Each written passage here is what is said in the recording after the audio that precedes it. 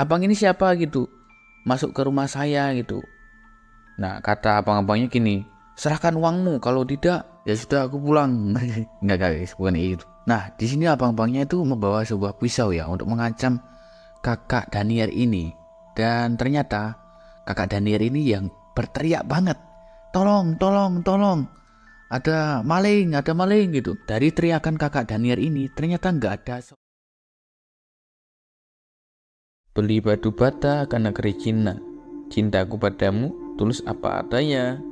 Halo guys, welcome back to channel. Kembali lagi di channel PD Misteri. Apa kabar kalian semua? Apakah kalian sudah makan sebelum berak? Ya, di video kali ini saya akan membahas dari kasus yang cukup mengedankan atau mencengangkan guys. Jadi kasus ini itu menimpa dari seorang mahasiswa kedokteran yang sedang merantau ya guys. Dikarenakan harta wanita ini cukup lumayan banyak atau lumayan kaya, jadi ada seorang yang sangat mengincar wanita ini atau mahasiswa ini guys. Penasaran kan dengan ceritanya? Apa yang saya maksud? Oke lah, kita langsung saja ke mode on serius. Ya tentunya kita akan menuju ke PPP. Apa itu guys? Peristiwa dari planet bumi. Let's go.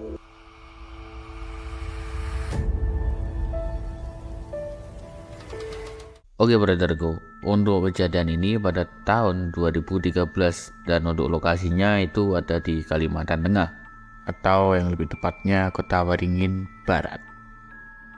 Oke, di sini kita akan berkenalan dengan wanita yang bernama Lucky Daniar Inggra Fani.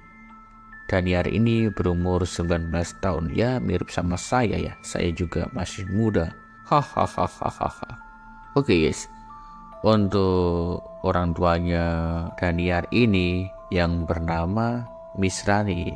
Ternyata guys, Miss Rani itu yang membesarkan anaknya ya tentu ya. Ya karena kan anaknya gitu. Dan untuk nama ibunya itu di artikel saya belum nemuin ya untuk namanya atau namanya privasi gitu ya. Sama keluarga-keluarga lain gitu. Privasi yang ditunjukin cuma namanya bapaknya saja itu Miss Rani gitu.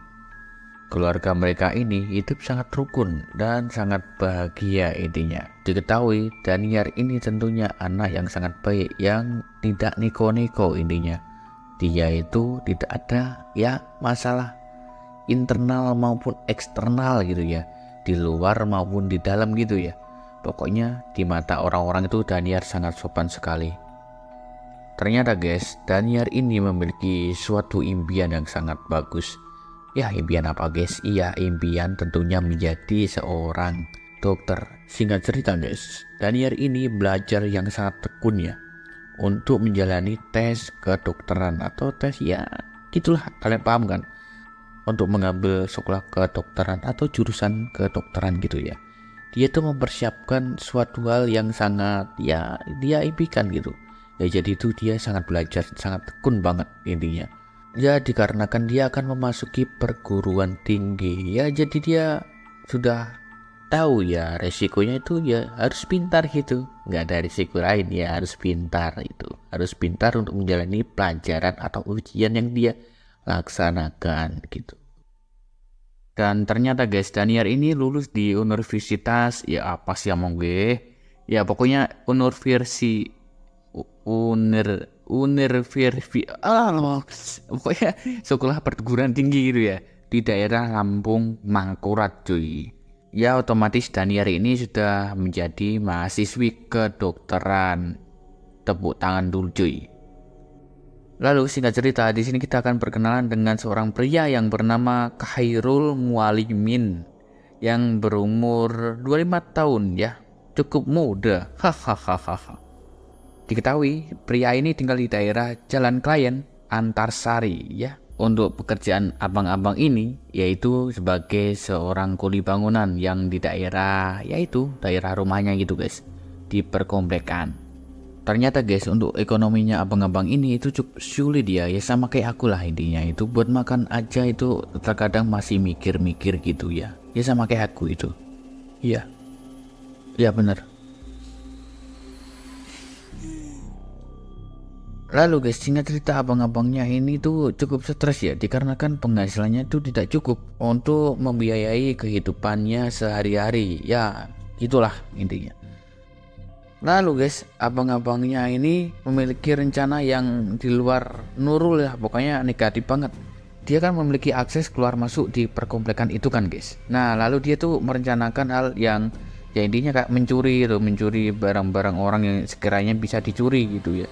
Nah, di sini ternyata kakak Daniar itu tinggalnya di perkomplekan itu juga, guys. Nah, pas waktu itu abang-abangnya juga itu ngepas banget ya nyamperin rumahnya Mbak Daniar. Tambah basa-basi di sini abang-abangnya langsung masuk ke Kak Daniar ya. Wah, masuk Kak Daniar masuk di mana sih? Ya pokoknya masuk rumahnya Kakak Daniar ini tuh.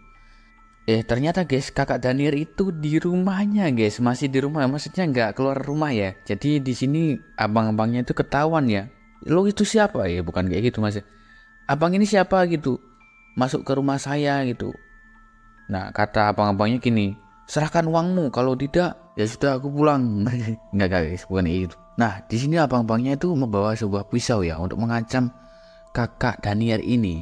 Dan ternyata kakak Daniel ini yang berteriak banget, tolong, tolong, tolong, ada maling gitu. Dari teriakan kakak Daniel ini ternyata nggak ada seorang pun yang datang cuy. Dan di sini abang-abangnya ya semakin murka ya karena dia diteriakin maling ya.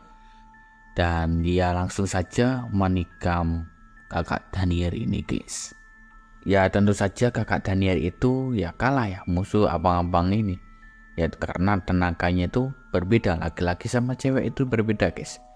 Ya di sini kakak Daniel menghembuskan napas terakhirnya guys. Lalu singkat cerita guys, abang-abang ini tersadar loh, dia kok bisa melakukan hal seperti ini gitu. Apakah aku ini dirasuki oleh roh minum es kopi melek sampai 7 hari ini? Hah? Apa? Dan ternyata guys, abang-abangnya ini tidak sampai itu aja gitu. Melakukan nggak sampai itu aja gitu. Dia juga meraga-raga bagian tubuh kakak Daniel ini cuy. Ya dia itu pertama itu melepas bajunya dulu. Habis itu meraba-meraba. Ya kalian pasti paham lah meraba-meraba apa itu. Tetapi nggak sampai diperkaus ya. Ya gitulah intinya. Dan habis melakukan hal seperti itu, dia tuh langsung membawa sejumlah uang ya. Dia mencari uang-uang dulu lah intinya. Barang-barang berharga di situ dia ambil. Diketahui barang-barang yang diambil abang-abangnya ini itu sejumlah uang tunai dan sejumlah HP dan sejumlah laptop dan sebuah motor. Dan lalu dia melarikan diri ya sesuai prediksi kita. Lalu guys, singkat cerita itu pada hari yang masih sama ya, pada hari 3 berapa ya aku lupa cuy, pokoknya tanggal 3 Oktober 2013 itu temennya kakak Daniel itu menelpon ya, kan ada tugas kan guys, dia kan mahasiswi kedokteran gitu ya, tentunya tugasnya banyak. Nah itu temannya tuh menelpon ya, intinya menelpon kakak Daniel itu, dihubungin bolak-balik kok nggak bisa, dihubungin 10 kali kok nggak bisa. Ya udahlah kita samperin aja ya karena tugasnya itu banyak guys.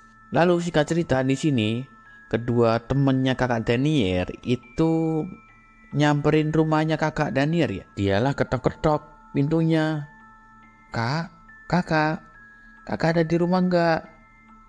Kakak nggak ada jawaban guys. Nah lalu dia itu melihat ke jendelanya ke rumahnya kakak Daniel ini dan ternyata guys, kakak Daniel itu sudah dieksekusi oleh orang. Ya di sini orang-orangnya yang melihat itu kaget ya guys ya. Dia langsung shock banget. Ya tanpa basa-basi di sini orangnya langsung melaporkan ke kantor-kantor terdekat alias ya yang menjaga perkomplekan itu guys.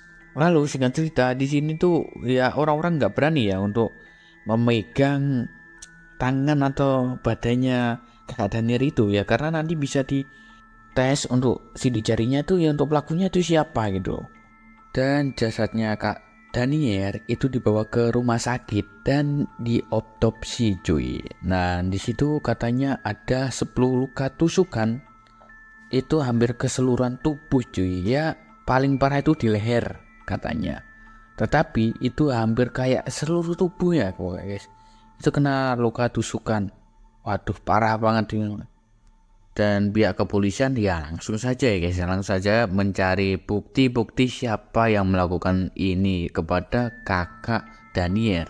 Lalu dengan bantuan rekaman CCTV, pak polisi ini sangat gampang menemukan siapa pelakunya dan sidik jarinya.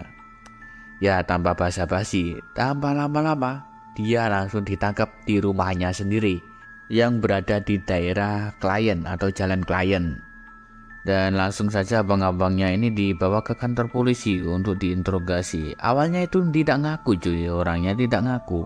Dan setelah didesak oleh pihak polisian, orangnya itu langsung ngaku gitu.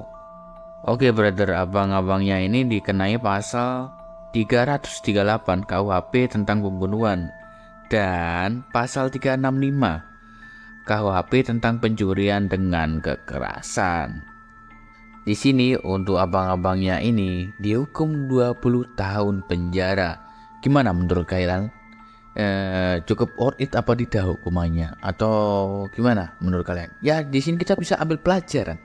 Kalau kita nggak punya uang ya kita mencari profesi yang lebih gimana lah ya, kita mengupdate skill apa gimana gitu ya. Kalau pekerjaan kita belum menghasilkan cuan yang banyak gitu, kita syukurin aja, jangan neko-neko ya. Sampai jumpa ke video selanjutnya. Let's go. Aduh, go.